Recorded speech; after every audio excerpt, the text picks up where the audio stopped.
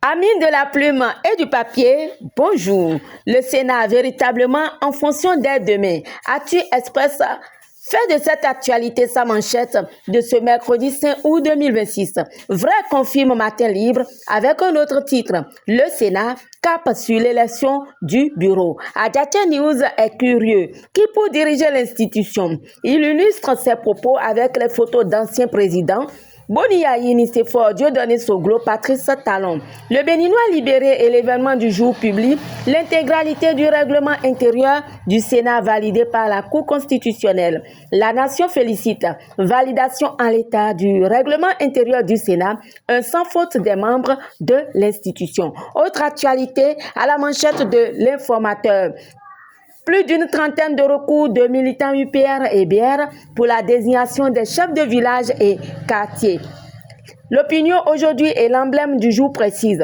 35 recours déposés devant la Cour suprême. Gestion décentralisée, c'est le chronomètre qui a cette information. Les agents de santé désormais pris en charge par les communes. Les 4 vérités détaillent ce qui change après le transfert des agents de santé aux communes. Et ce qui change, au dit du journal Le Delta, ce sont les mesures prises pour la gestion de leur salaire et carrière.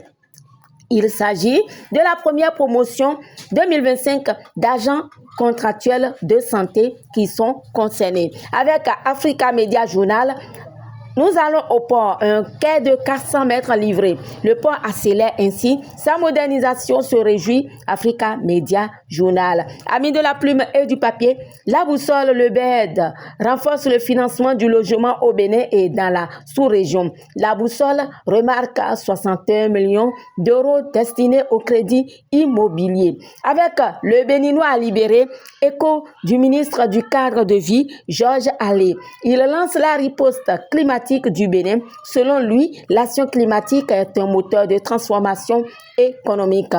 Romuald Wadayi mobilise 2,8 milliards de francs CFA pour la production des manuels du cours d'initiation CI et du cours préparatoire CP. La tribune de la capitale en parle avant que l'événement du jour ne signale. Enseignement secondaire, le ministre Koutchadé procède à des nominations. Éducation toujours, le ministre du primaire de la maternelle à l'écoute des acteurs de l'éducation dans le Monokoufo. C'est la nouvelle Gazette qui l'a suivi. CEP 2026, les relevés de notes disponibles en ligne relèvent l'opinion aujourd'hui. Avec l'informateur, nous parlons plutôt des bacheliers. L'informateur dénombre 650 mentions très bien au bac 2026. Amis du bout des ondes, la boussole et le Béninois libéré sont témoins de 826 kg de boissons contrefaites saisies à Ouédémé. Et puis avec la nation, menace transfrontalière pour les contrées Cotonou et Abuja en quête d'une réponse commune. Matin Libre préfère faire vivre comment les drépanocytaires vivent la saison des pluies. Écho de la sous-région France 24, nous sommes en République démocratique du Congo, un nouveau centre de traitement pour l'affection Ebola s'ouvre à Bunia. Depuis le mois de mai, France 24 rappelle que 3800 cas ont été confirmés pour Ebola, dont 1707 décès, déplore France 24. Et en France, la campagne présidentielle est à l'heure des influenceurs. Le Parisien remarque que les politiques sont désarçonnés. Ils sont désormais présents à tous les meetings, ces créateurs de contenu qui diffusent et commentent en direct à leurs followers.